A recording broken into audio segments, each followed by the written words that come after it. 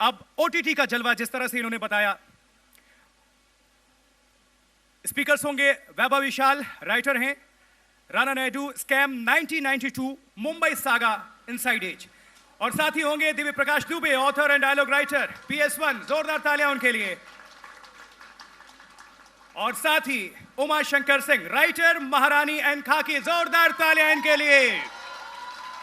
तो आपके बीच जबरदस्त मेहमान आने वाले हैं, और देखिए आप लोगों ने तो बहुत देखी भी है ओटीटी पर महारानी और खाकी। किस किस ने देखी है महारानी और खाकी? हाथ उठाएं जरा।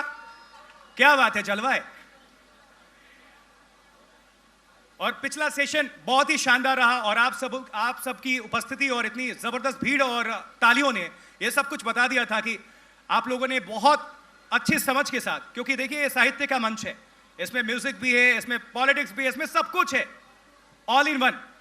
लेकिन साहित्य में आप सभी की रुचि जिस तरह से आ रही है वो देखते ही बनती है। इसलिए एक बार फिर से ताली, और मैं भी बजाऊंगा आप सभी के लिए, क्योंकि यूथ हैं, आप युवा हैं, और आपके बीच साहित्य के मंच पर साहित्यिक लोग अगर आते हैं, उनके लिए आप वक्त निकालते हैं और सुनते हैं, बहुत बड़ी बात है। क्योंकि सबका आजकल मैं देखता हूं और सभी देखते हैं कि रील्स में ज्यादा ध्यान है किताबों से ज्यादा। लेकिन अब यहां पर साहित्य आज तक के मंच पर और साहित्य आज तक के इस कार्यक्रम में जिस तरह से आप लोगों की संख्या है और जोश नजर आ रहा है, वो देखते ही बन रहा है। बस थोड़ी देर में एक बार फिर आपके सामने होंगी चित्रा त्रिपाठी, और उनके साथ होंगे हमारे वैभव विशाल, speakers Divya Prakash Dubey, Uma Shankar Singh. I think आइए सर, आइए एक बार फिर से जोरदार तालियों के साथ अभिनंदन स्वागत करें हम तीनों खास मेहमानों का। और ओटीटी जिन्होंने खास बना दिया इस प्लेटफॉर्म को ऐसे राइटर्स और ऐसे ऑथर्स के लिए जोरदार तालियों के साथ ही मैं हटना चाहूंगा, और माइक फिर से हैंडओवर चित्रा त्रिपाठी के लिए। बहुत बहुत धन्यवाद, बहुत शुक्रिया आपका। प्लीज माइक की आवाज आप जरा तेज रखिएगा, बीच बीच में आप लोग धीरे से कम कर देते हैं। प्लीज ऐसा मत कीजिएगा। जोरदार तालियां हो जाएं, क्योंकि कोरोना काल में जरा सोचिए, अगर ये ओटीटी प्लेटफॉर्म हमारे पास नहीं होते तो हमारी जिंदगी क्या होती। इस बात को हम आसानी से समझ सकते हैं, क्योंकि बड़े पर्दे पर अक्सर हमें बड़े बड़े थिएटर में जाने की आदत पड़ जाती है, लेकिन ओटीटी ने एक नई जिंदगी दे दी है, न सिर्फ युवा पीढ़ी को बल्कि उन तमाम लोगों को जिनके भीतर एक अकेलापन रहता है। क्योंकि मुझे 90 का दौर याद आता है, जब रामायण और महाभारत को देखकर हम सब आगे बड़े हुए। उसके बाद टेलीविजन का दौर आया, बहुत सारे न्यूज चैनल्स का दौर आया, कहानियों के साथ वो अलग अलग रंग भी प्रस्तुत करते रहे। लेकिन ओटीटी की जो दस्तक हुई है, यकीनन वो बहुत सारी कामयाबियों की कहानी भी बयां करती है।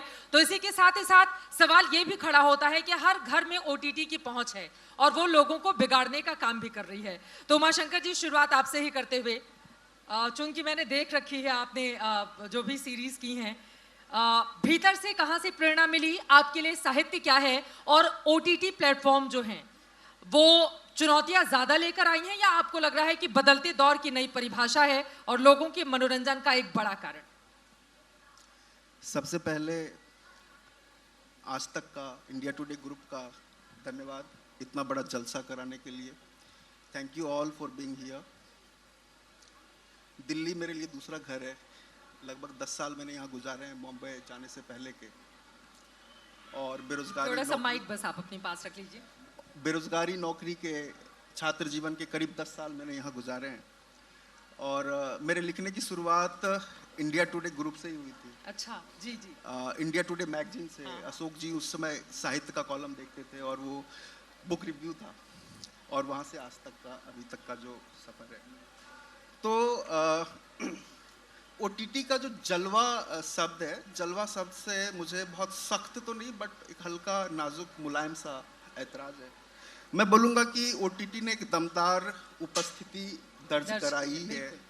और मुझे याद है 2016-17 में, 17 में मेरे ख्याल से, जब मेरी पहली फिल्म आई थी डॉली की डोली, उसके 2-2.5 साल हो गए थे, और फिल्में बहुत वर्कआउट नहीं हो रही थी, और मेरे पास एक प्रपोजल आया कि ओटीटी लिखिए। मैंने कहा मैं ओटीटी लिखूंगा, मैं सिनेमा का राइटर हूँ। और उसके 2 साल में वक्त ने एक बड़ा सा लीड लिया, और जैसे कि इतना बड़ा साल गुजरा हो, और इस 2-2.5 साल में मैं महारानी का 2 सीजन और एक खाकी सीरीज लिख चुका हूँ। महारानी में कहा जाता है राबड़ी देवी जी का बड़ा महिमा मंडन किया है आपने, सच है क्या? नहीं, राबड़ी देवी नाम का कोई कैरेक्टर महारानी में है ही नहीं। जो कैरेक्टर है वो उन्हीं को। नहीं, कैरेक्टर का नाम रानी भारती है जी। मेरे को बिहार से मुझे बहुत लोग बोलते थे और पत्रकार दोस्त ही बोलते थे, तो मैं पूछता था उनसे कि यार बिहार में कोई दूसरी सीरीज तो नहीं चला दी उन्होंने तो मेरे किरदार का नाम रानी भारती है। बिहार की जब वो भी बात इतना होगी, हिट भी तो हुआ ना, अगर दर्शकों का इतना प्यार मिला तो उसमें कहीं ना कहीं ऐसा लगता था कि ये लालू परिवार से थोड़ी सी कहानियों को और अगर अलग कर दे, क्योंकि मैंने खुद देख रखी है, तो देख के तो ऐसा ही लगता है कि बिहार है, एक महिला है, उसका पति जब हट जाता है तो महिला को गद्दी सौंपी जाती है। हालांकि बाद में महिला अपने आप को सर्वश्रेष्ठ मानते हुए उनको लगता है कि मैं ही अच्छा राज चला सकती हूँ। वो अपना इस रास्ता मामले में चुनती राबड़ी है। देवी जी पीछे रही। हाँ जी। हाँ, वो अपना रास्ता चुनती। देखिए बिहार पे आप कोई भी कहानी लिखें और हाँ। उसमें कोई महिला मुख्यमंत्री का किरदार होगा या कोई भी सोच बनाए, सिनेमा बनाए, तो लोग उसकी तुलना स्वाभाविक रूप से राबड़ी देवी से कर देंगे, क्योंकि वहाँ पे एकमात्र महिला मुख्यमंत्री वही रही हैं। अब सवर्ण जाति वाले कहते हैं आपने बड़ा निशाना साधा है उन लोगों पर, ऊंची जातियों पर, महारानी में, ऐसा है क्या? नहीं, ऐसा बिल्कुल नहीं है। पैदाइशी रूप से सोच के स्तर पे तो नहीं कह सकता, पैदाइशी रूप से मैं भी उसी समाज से आता हूँ। मेरा जब हम सीरीज बनाते हैं तो किसी को टारगेट करना हमारा मकसद नहीं होता। हमारा मकसद होता है कि हम लोगों को इंटरटेन करें, समाज को लेके जो एक हमारी समझदारी है उसे बढ़ाएं, आगे बढ़ाएं, राजनीति पे अपनी बात रखें। और जब आप अपनी बात खुल के रखेंगे तो कुछ लोगों को नागवार लगता है, और ये जिनको भी ये नागवार लगता है ना कि सवर्ण समाज को हमने ठेस पहुंचाई, तो ये उनका ना थोड़ा सा जातिवादी होना बताता है ना। अगर जातिवाद बुरा है ना, तो जाति की अगर बुराई भी हो रही तो ठीक है ना, कोई बात नहीं है, कोई नाम लेके थोड़ी कर रहे हैं। ठीक है ठीक है, ये लेखक की अपनी स्वतंत्रता होती है कि वो अपने मनोभावों को किस तरह से ओटीटी पर या टीवी पर या कहानी में, किताबों में, उपन्यास में जिस भी तरह से परिलक्षित करे। दिव्य प्रकाश दुबे जी, सीधे आपके पास आते हुए, आप लोग चूंकि जितने युवा बैठे हैं यहाँ पर, ज्यादातर लोगों के रोल मॉडल हैं। आप लोगों ने अपनी जगह जिस तरह से बनाई है, एक बार वो संक्षेप में अपनी जीवनी भी दर्शकों के सामने रखें। और ओटीटी का जलवा इस कार्यक्रम का हमने नाम रखा हुआ है, तो क्या वास्तव में ओटीटी ने आकर अब बाकी सारी चीजों को पीछे छोड़ दिया है? बड़े बड़े जो एक्टर हैं वो भी ओटीटी प्लेटफॉर्म पर अपनी उपस्थिति दर्ज कराने को बेताब हैं इस वक्त। तो पहले तो रोल मॉडल वाली बात मैं बता देता हूँ। हम लोग छोटे थे ना, तो एक आदर्श बालक का एक वो पोस्टर मिलता था 2 रुपए का, तो उसमें वो जो काम करता था लड़का, सही समय पे उठना, ठीक से खाना, ठीक से पढ़ना, ये सारे काम करके आप मेरे तक नहीं पहुंच सकते।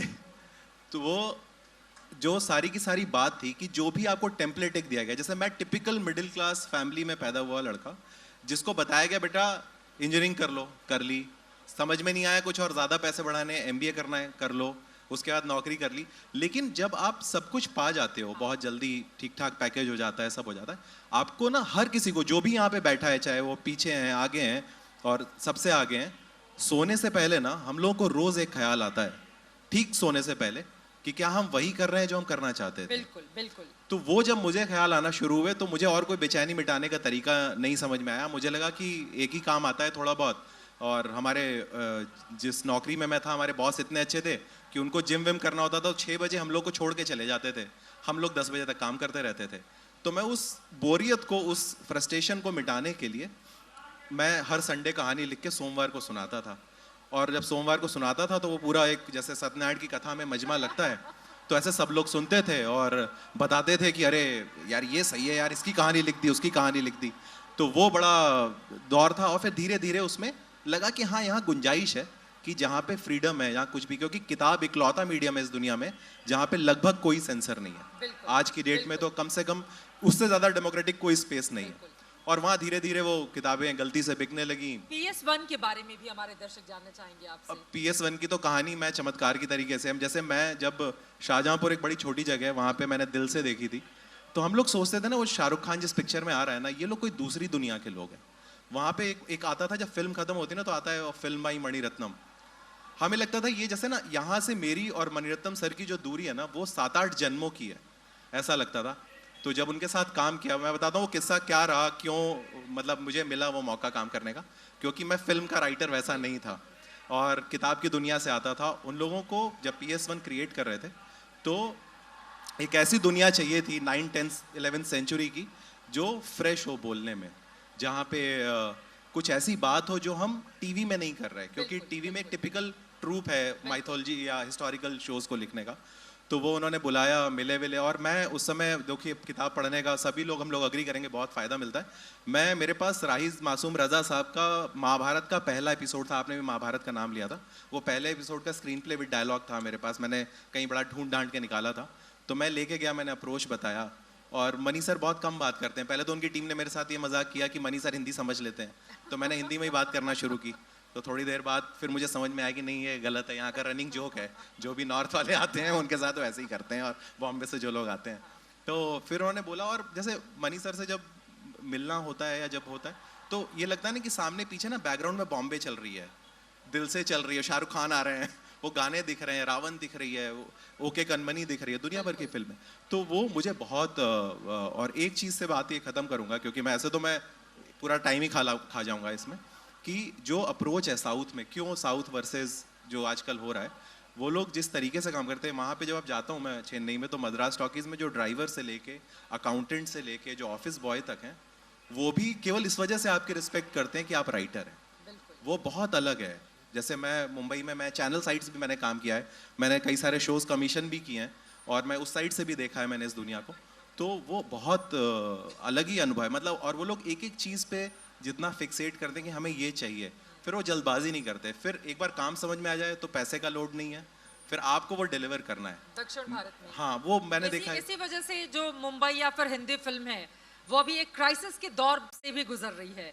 हम सब जानते हैं कि दक्षिण भारत की फिल्में जो हैं उत्तर भारत में जितने जोरदार तरीके से वो दस्तक दे चुकी हैं कि बहुत सारी बड़ी बड़ी बजट की फिल्म वो कुछ कमाल नहीं कर पा रही हैं। इस सवाल के साथ मैं आऊंगी, यकीनन मणिरत्नम के साथ काम करना ये अपने आप में बड़ी कामयाबी है, और आपको इस उपलब्धि के लिए भी बधाई। और अब वैभव विशाल जी, मैं आपके पास आते हुए, आपने गांधी लिखी, Rana Naidu, 1992, scam, Mumbai saga, inside edge, अभी भी बहुत लंबी फहरिस्त है, कुछ का मैंने यहाँ पर जिक्र किया। आपके लिए ओटीटी का क्या मतलब है, और वास्तव में क्या आपको लग रहा है कि बड़े पर्दे को पीछे छोड़कर ओटीटी ने जो अपना जलवा कायम किया है, अब ये इतनी जल्दी तो खत्म होने वाला नहीं है, और इसी वजह से बड़ी बड़ी बजट की जो फिल्में हैं वो भी फ्लॉप साबित हो रही हैं, क्योंकि लोगों के मोबाइल में, घर में ही स्टूडियो तैयार हो गया है, उसी में वो देखे जा रहे हैं। हेलो, हाँ, बिल्कुल। देखिए क्या है, ओटीटी का जो माध्यम है जी, अब पिक्चरें जो होती थी वो बड़े पर्दे पर देखते थे, हम प्लान करके जाते थे, पापा मम्मी सैंडविच बना के, मैं छोटे शहर से आया हूँ वो बात बता रहा हूँ आपको, तो वो सब लोग जाते थे, एक साथ बड़ा आयोजन होता था। फिर टीवी आ गया, टीवी फैमिली व्यूइंग, साथ बैठ के लोग देख रहे हैं फिल्म, आप सबके साथ देखते हैं। फिर जब टेलीफोन, सेलफोन जो हम कहते हैं, स्मार्टफोन जो कहते हैं, तो उससे क्या हो गया, अब ये जो माध्यम है ये व्यक्तिगत माध्यम बन गया, पर्सनल मीडियम बन गया है, और कंजम्पशन पैटर्न जो है एंटरटेनमेंट का अब बिल्कुल बदल गया है। तो ओटीटी की विशेषता ये है कि आप जिस भी तबके से आते हैं, जो भी हैं, जिस भी माहौल से आ रहे हैं, जहाँ के भी हैं, आपके लिए हम कुछ ना कुछ आपको देंगे। बिल्कुल। आपको हम स्कैम भी देंगे, आपको हम महारानी भी देंगे, आपको हम इनसाइड एज भी देंगे, राणा नायडू भी देंगे, मेरी नई सीरीज जो आने वाली है, और वो अलग अलग परिप्रेक्ष्य को, अलग अलग माहौल को वो सामने रिप्रेजेंट करेगी, उसका प्रतिनिधित्व करेगी। तो ओटीटी का माध्यम उस तरह से देखा जाए तो हमने आज ये बिल्कुल नई चीज़ आई है जो हमने आज तक कभी हुआ ही नहीं था हमारे साथ, कि the medium itself has been democratised, जैसा हम कह सकते हैं।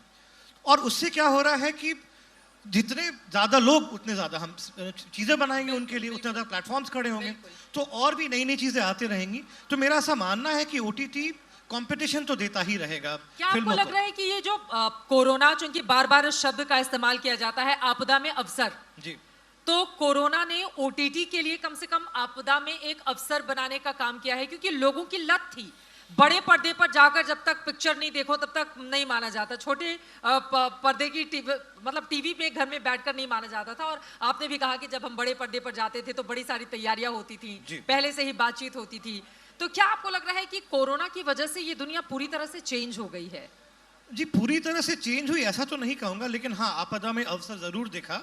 और मैं तो भाई, मेरा स्कैम 1992 जो हिट हुआ है वो कुछ हद तक कोरोना में लोग शानदार रहा, वो शानदार है। धन्यवाद। इसलिए भी हुआ, मैं ये मानना चाहूंगा। पर मेरा ये कहना है कि कोरोना नहीं होता तो भी वो हिट होता। बट उसमें एक खलनायक के रूप में अब तक अखबारों में उनको जो लोग पढ़ते और देखते रहे 1992 स्कैम में, आपने बिल्कुल हीरो बना दिया उस शख्स को, है ऐसा? देखिए हम, क्योंकि उनसे जो दर्शक उनको देखेगा वो उनके जीवन के संघर्ष को या जिस गरीबी से वो उठकर वहां तक पहुंचा, फिर उससे वो उस कैरेक्टर से प्यार करने लगता है। जी देखिए क्या है, हीरो बनाना उद्देश्य होता है नहीं।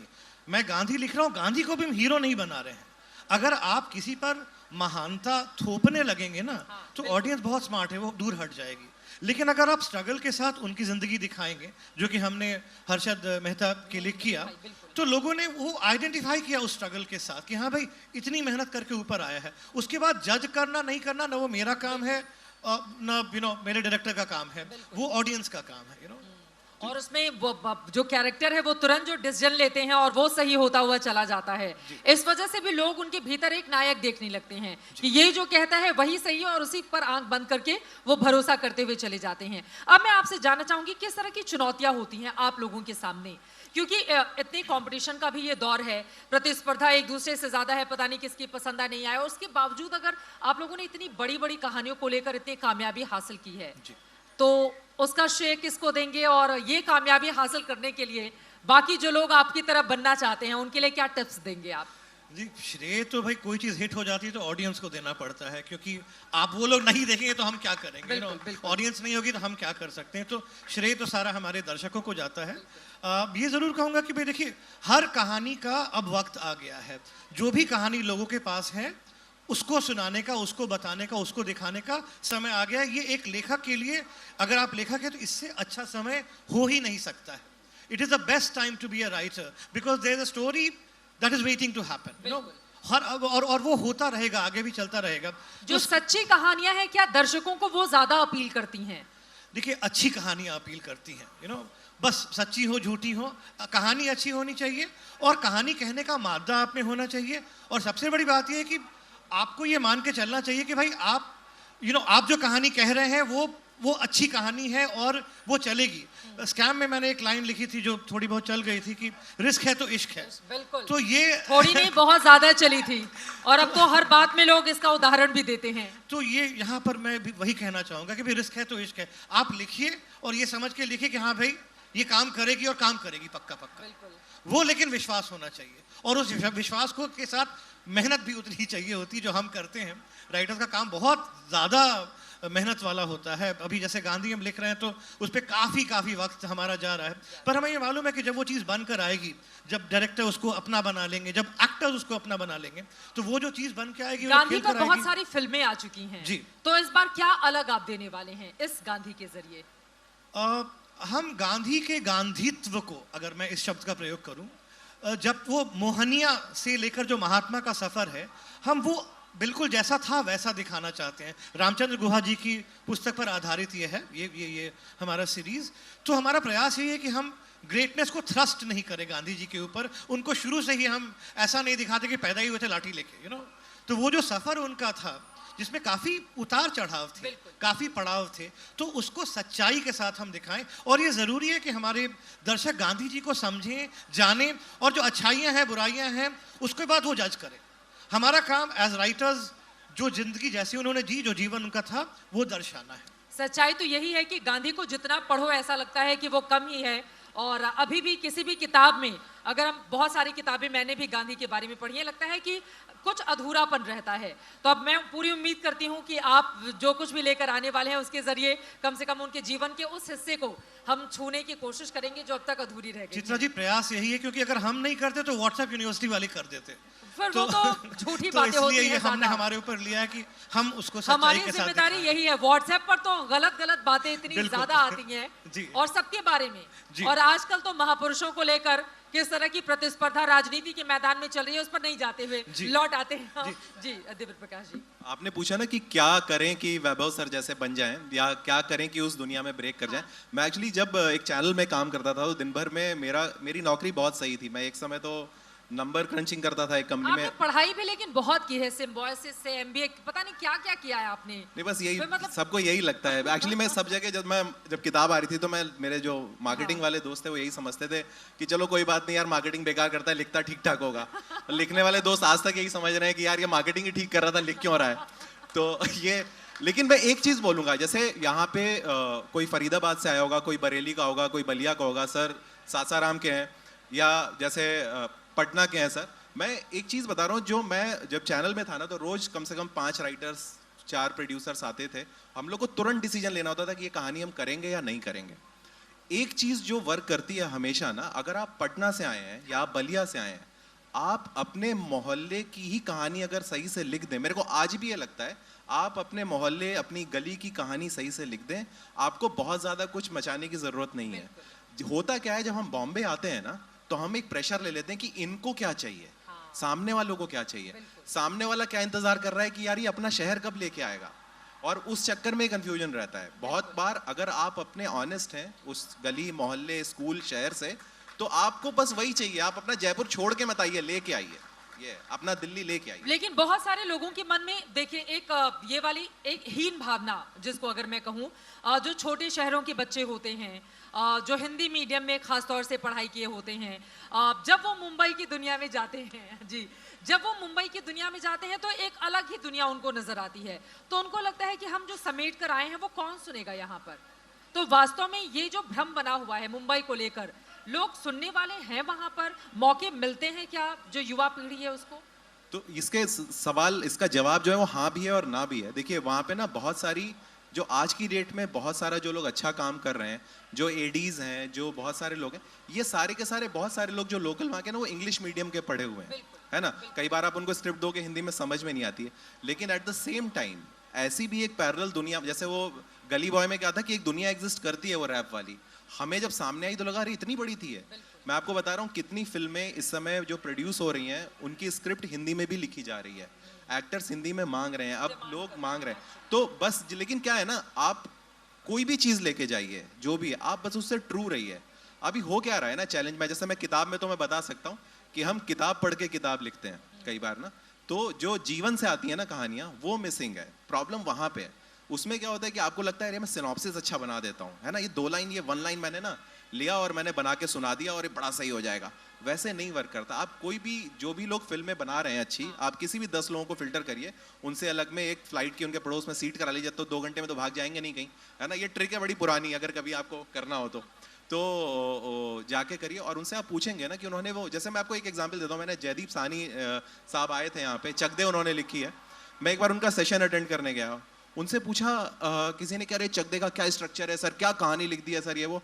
जयदीप साहब ने कहा कि जब एडवर्टाइजिंग में वो काम करते थे दिल्ली में, तो वो फीमेल हॉकी टीम का कुछ रिसर्च किया था उन्होंने, और वो उनके पास गए तो वहाँ पे उन्होंने बोला कि भैया हमारे पास ये बाहर जाने के लिए आप तो इतनी सारी ब्रांड्स के साथ काम करते हो, आप ये करवा दो। तो उन्होंने कहा हाँ यार ये तो बड़ा छोटी चीज़ है, मैं करवा दूंगा। वो गए एक ब्रांड के पास, दूसरी के पास, तीसरी के पास, हर ने कहा अरे यार मेल टीम का ले आते हैं ना, क्रिकेट टीम का ले आ दो यार, कर देंगे, कितना भी बोलोगे स्पॉन्सर कर देंगे। तो जयदीप साहब ने कहा कि ये मेरा बदला है, मैंने 3 घंटे की एडवर्टाइजिंग फिल्म बनाई, मैं उन्हीं का लेक्चर कोट कर रहा हूँ। अब आप स्ट्रक्चर बनाते रहो, किताबें पढ़ते रहो, उससे कुछ नहीं होता। हर कहानी इतनी इमोशनल, जब वो बता रहे थे तो आंसू बह रहे थे उनको जब मैंने सुना था। और इतनी ही पर्सनल जब तक नहीं है आपकी कहानी ना, तब तक उसको कोई भी ब्लफ कर सकता है। एक बस आखिरी चीज़ मैं बोलूँगा, मैं ज़्यादा समय ले रहा हूँ। एक बार महेश भट्ट साहब आए हमारे ऑफिस, तो महेश भट्ट साहब ने एक से एक फिल्में, मैं कभी कभी हैरान रह जाता हूँ जैसी फिल्में उन्होंने 80s में बनाई हैं, उस समय कैसी फिल्में चलती थी और वो कैसी बना रहे थे। तो उन्होंने जो शब्द बोले थे वो तो मैं यहाँ पे नहीं बोल पाऊंगा वरना वो सेंसर हो जाएगा, लेकिन उन्होंने कहा था, मैं उसको घुमा फिरा के सजा के बताने की कोशिश करता हूँ, जो महेश भट्ट साहब ने उस समय बोला था हमारे ऑफिस में। उन्होंने कहा था जो स्क्रिप्ट है ना, ये कहते जब वो स्क्रिप्ट जाएगी ना तो पता चला हीरो का मूड ऑफ है, उस दिन उसकी गर्लफ्रेंड से लड़ाई हो गई है, हीरोइन का कुछ गड़बड़ है, जो कैमरा शूट करने आया है, जो डीओपी है, उसका कुछ चल रहा है कि यार तो पैसे का मैं फ्री में करवा रहे हैं मुझसे, कुछ भी कर रहे हैं। कहते एनीबडी कैन रूइन योर स्क्रिप्ट। ये रूइन वर्ड नहीं था, ये मैं बता रहा हूँ, वो कोई और वर्ड बोला था उन्होंने, लेकिन आपकी स्क्रिप्ट इतनी फुल प्रूफ होनी चाहिए कि कोई भी उसके साथ खेल ना पाए उस रास्ते में। और ये मुझे लगता है बहुत बड़ा मैसेज था। जब आप कन्विंस्ड है ना कि आप क्या दे रहे हो, तो फिर कोई नहीं। जैसे हम लोग कितनी बार, हम लोग वैभव सर के साथ मैंने काम किया है, हम लोग कितनी बार लड़ते भी हैं, कितनी बार हम लोग, हमें पता है ना हम सही है ना, तो सामने वाले से लड़ जाते हैं, लेकिन हमें पता है ना हम ब्लफ कर रहे हैं ना, तो वो अंदर से आती ही नहीं है वो आग। हाँ, ये वैसा है। बिल्कुल सच बात और है। मैं तो सच में चैनल एक- साइड था तो मैं सामने भी यही थे, 2 क्वेश्चन पूछो ना तो ब्रेक हो जाता है वो सामने वाला। हम यही करते थे, हम साइकोलॉजिकली ही ब्रेक करते थे सामने वाले को कि वो 4 सीरियल देख के बना के ला रहा है या फिर वो अंदर से कोई कहानी। हमेशा ना इसीलिए जो एक और मुझे लगता है मेरी उम्र ज्यादा और मैं ज्यादा ज्ञान दे रहा हूँ, लेकिन जब भी आप कोई कहानी लिखें, अगर आप लोगों में से कुछ लोग लिखना चाहते हैं तो ये मत सोचें कि आपको क्या लिखना है, कैसे लिखना है।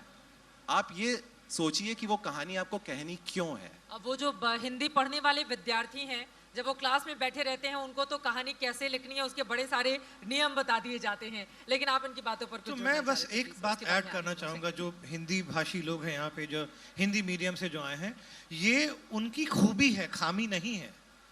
जो अगर हिंदी में सोचते हैं, हिंदी में सोचने वाले बहुत कम हैं मुंबई में, और आज हम 3 जो बैठे हैं यहाँ पे, हम इसलिए बैठे क्योंकि हम हिंदी में सोचते हैं बिल्कुल बिल्कुल और अंग्रेजी में नहीं सोचते हैं। बिल्कुल।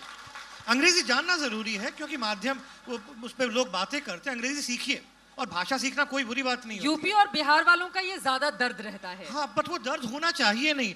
लेकिन बस मुझे बस ऐड ये करना चाहूँगा, क्योंकि बहुत सारे यंग लोग हैं यहाँ पे, कि आप पढ़िए, समझिए, सीखिए, जितना पढ़ सकते हैं वो पढ़िए। होता क्या है ना कि अब अगर आपको कक्षा 8वीं में निबंध में 10 में से 9 दे दिए मिश्रा जी ने, तो आपको लगने लगता है कि आप अच्छे राइटर हैं। वो नहीं होना चाहिए। आप राइटर्स को पढ़िए, समझिए, जानिए। शेक्सपियर क्या, उनको भी जानिए, प्रेमचंद को भी समझिए, रविन्द्रनाथ ठाकुर को भी पढ़िए, और ये सब पढ़ने के बाद फिर थोड़ा तब के निखर के बम्बई आइए। अगर आप बस वो मिश्रा जी के मार्क्स के आधार पर आ जाएंगे ना, तो तकलीफ होगी। मुझे लग रहा है कि ये वाला ज्ञान आप लोगों के लिए ज्यादा जरूरी है, खासतौर से जो नए लोग बैठे हुए हैं। तालियां बजा दीजिए, इतना सोचने की जरूरत नहीं है इस पर। उमा शंकर जी, आपके पास आते हुए बार बार हिंदी में हम लोग इस्तेमाल करते हैं गुदड़ी के लाल।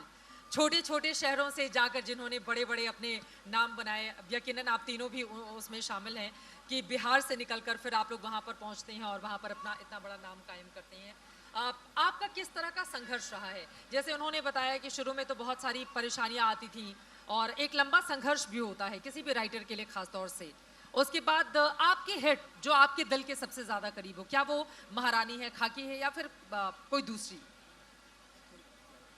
हाँ, मैं खुद एक हिंदी मीडियम वाला हूँ और मैं बोल सकता हूँ कि मैं टाट पट्टी के स्कूल से पढ़ा हुआ हूँ। आप हिंदी, अंग्रेजी या जो भी भाषा जानते हैं, आप कितने कॉन्फिडेंस और कितने कन्विक्शन से कहानी सुनाते हैं। एक फ्रेज है, राइट योर ओन स्टोरी। आप अपनी कहानी बोलो, जो कहानी आप जानते हो, थोड़ा सा माइक अपने पास कर जो दीजिए बस। जिसके आप खुद किरदार हो, आप वो कहानी बोलो, कॉन्फिडेंस के साथ बोलो, कन्विक्शन के साथ बोलो। मैं तो, मेरा अनुभव तो थोड़ा सा दिव्य और बाकी लोगों से उल्टा रहा है। मुझे हिंदी वाला होने का बहुत फ़ायदा मिला है, और मैं जहाँ भी जाता हूँ, हिंदी में बोलते हो ना आप तो स्वाद आता है ना। हिंदी में मैं आपको गाली दूँ ना तो आपको बुरा लगेगा, अंग्रेजी में आपको गाली दूँ ना तो आपको एहसास भी नहीं होगा, क्योंकि हिंदी हमारे जीवन में, लाइफ में अंदर से आती है हिंदी वाली। हाँ, गहरी धंसी हुई भाषा है ना। अबे यार में जो बात है ना, वो तो हिंदी। और वहाँ पे क्या है, होता अक्सर ये है कि हम जब जाते हैं बॉम्बे, तो हम बहुत सारे पुरानी धारणाओं को लेके जाते हैं और हम मानते हैं ये ऐसा है, ये वैसा है, वो नकली दुनिया नहीं। उनको भी ऑथेंटिक कहानियां पसंद है। आप सुनाओ तो जो बिक रहा माल है वही अगर लेके आप बेचने जा रहे हो तो कोई आपसे क्यों खरीदेगा? आपसे पुराना बनिया वहां पे बैठा हुआ है। तो आप नया क्या ऑफर कर रहे हो? और हिंदुस्तान एक ऐसा देश है, कहानियों के मामले में इतना रिच है। यहाँ पे हर एक पत्थर की कहानी है, हर एक नदी की कहानी है, हर एक पेड़ की कहानी है।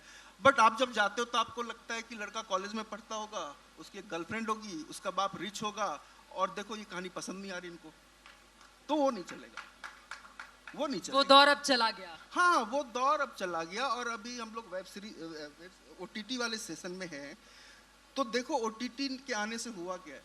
OTT के आने से 2 बड़ी चीजें हुई। OTT ने हम राइटरों को लिबरेट किया है, मेकर्स को किया है, ऑडियंस को किया है। इंडिया में जितनी डाइवर्सिटी है, विविधता है, उतनी विविधता आपको कहानियों में भी दिख रही होगी। बिल्कुल, बिल्कुल। अभी OTT जब से चल रहा है, आप देखें 10 OTTs की कहानी अलग है, बिल्कुल है ना। क्राइम भी है तो उसका अलग है, पॉलिटिकल है तो अलग है। OTT लेकिन क्या बिगाड़ने का भी काम कर रही है? क्योंकि बहुत भाषाओं को लेकर अक्सर ये पूछा जाता है कि जब तक ऐसी वैसी इधर उधर, आपकी महारानी में भी है। मैं थोड़ा सा वक्त लेता हूँ। हाँ।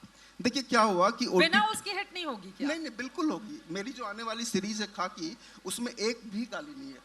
और मुझे सबसे ज़्यादा मैसेज इसलिए भी आए और महिलाओं के आए, लोगों के भी आए कि गाली बहुत ही हम फैमिली के साथ नहीं देख पाए और हम फैमिली के साथ देख रहे थे।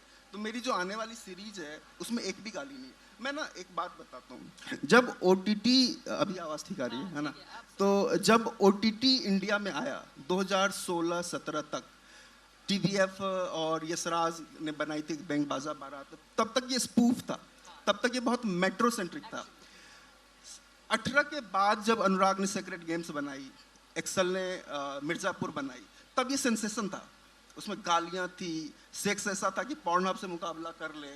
तो लोगों को लगता सेंसरशिप ना सेंसर बोर्ड की थी ना सेल्फ सेंसरशिप थी, तो लोग खुल के जो होता था बना रहे थे। बट वो दौर गुजर गया। उसके बाद आया आपका कोविड पीरियड, उसमें पाताल लोक है, वैभव और हंसल सर का स्कैम है, पंचायत है, हमारी महारानी है, बहुत सारे सोच चले।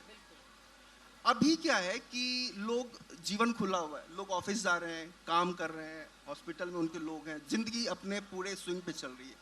इसमें अब जब हम OTT ला के आ रहे हैं तो मुझे लग रहा है कि लोगों का थोड़ा एपेटाइट भी कम हुआ है और OTT के सामने चैलेंजेस भी ज़्यादा हैं। क्योंकि जो चार्म पहले था कि गाली दिखा दो, बाकी चीज़ कर दो, अभी आपको ना कहानियों पे फोकस करना पड़ेगा और कर भी रहे हैं। मैं आपको एक बात बताता हूँ। अभी एक सीरीज आई थी, उसका एक डायलॉग था, देख रहा है ना विनोद, उसमें जो 2 एक्टर हैं वो बहुत अच्छे एक्टर हैं, बट बहुत सेलिब्रेटेड एक्टर नहीं है। संघर्षशील जीवन जीते दुर्गेश और अशोक, दोनों दोस्ती हैं।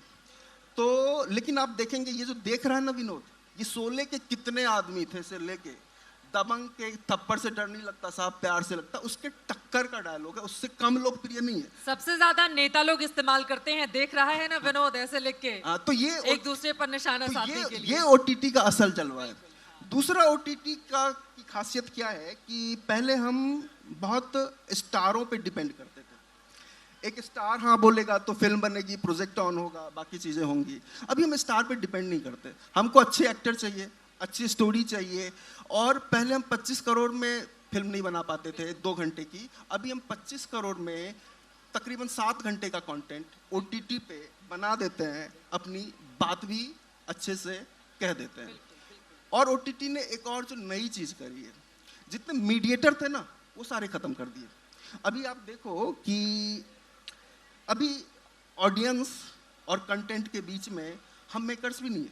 आपके पास स्किप इंट्रो का ऑप्शन है, हटा दो, आप सीधा कंटेंट देखो। कंटेंट आपको अच्छा लगेगा तो बाद में आप चेक कर लोगे गूगल पे। उसके अलावा कोई डिस्ट्रीब्यूटर नहीं है, एग्जीबिटर नहीं है, और आप कहीं भी देख सकते हो, है ना, खेत में देख सकते हो, बस में देख सकते हो, ट्रेन में देख सकते हो। अभी ना ये हर एक आदमी अपने जेब में 5-6 सिनेमा हॉल लेके चल रहा है, और जिसमें सिर्फ फिल्में नहीं है, हजारों तरह के कंटेंट है। तो ये OTT की एक दमदार उपस्थिति है। OTT का जलवा ऐसे ही कायम रहे, और यकीनन OTT के लिए रिस्क भी है, लेकिन जैसा कि आपका ही डायलॉग है, जहां रिस्क है वहां इश्क है। तो इश्क लोगों का OTT प्लेटफॉर्म से यूं ही कायम रहे, और आप लोग ऐसे ही लिखते रहें, मनोरंजन करते रहें, OTT पे अच्छी सीरीज बनाते रहें। बहुत शुक्रिया हमारे साथ साहित्य आज तक के इस मंच का हिस्सा बनने के लिए, बहुत धन्यवाद। जोरदार तालियां